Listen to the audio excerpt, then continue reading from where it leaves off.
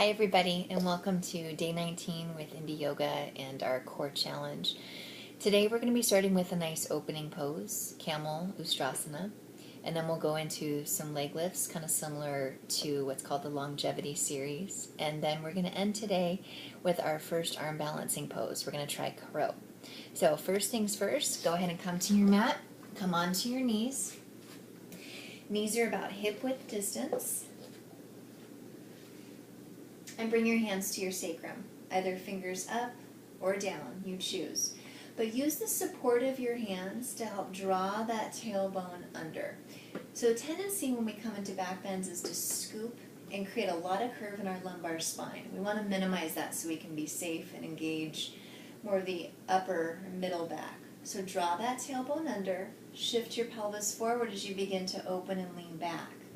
Now you can stay with your hands at your sacrum here, shoulder blades squeezed together, or if you'd like to take it deeper, curl your toes under, reach for one heel, and then another. So you're going to stay in whichever pose you've chosen for about 5 breaths. You can turn your gaze up. Keep those shoulder blades squeezing together.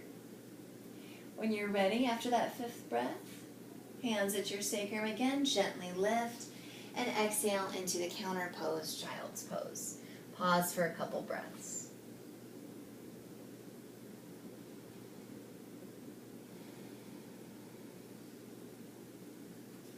I'm going to do camel pose one more time.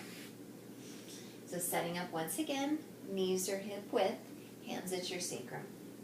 Scoop that tailbone under, shift your pelvis forward. When you're ready, stay here, or once again, perhaps reaching for your heels with those toes curled under, or if you're ready to take it a little bit deeper, tops of your feet flat. Now notice the tendency here when I reach back as I lean back. I want to try and keep pushing myself forward. Imagine a wall against you.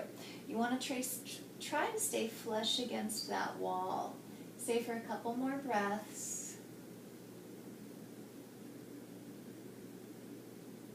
When you're ready, hands at your sacrum, inhale to lift, and exhale, child's pose. Nice deep breath there. And we'll go ahead, lift yourself up, and we're going to move onto our backs. Extend out nice and long here. When you're ready, hug your right knee in to your chest.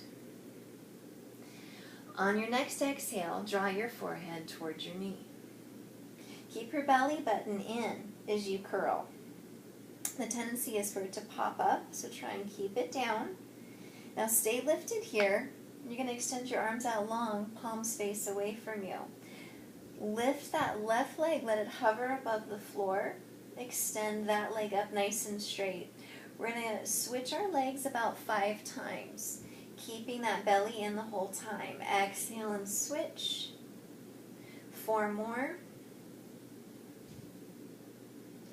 3, 2, keep your belly in. And 1, pause here, lift up a little bit taller, keep your belly in.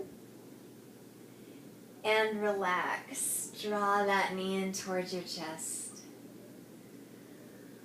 On your next exhale, forehead towards your knee. Same thing one more time. So keep lifted here. Shoulder blades roll together. Extend your arms out nice and long. Leg lifts, leg straightens, and 5 sets. Exhale as you switch. 4, 3, 2, 1. This time lift up with both, lift up a little bit taller, and hug your knees into your chest. Relax all the way down, and then on an exhale, once again, draw your forehead towards your knees. And release, extend it out nice and long. Take a beautiful deep inhale, exhale, bend your knees, rock your hips up, and roll forward to a seat. So we've opened, we've strengthened, and now we're ready to try our culminating pose, which is our crow pose.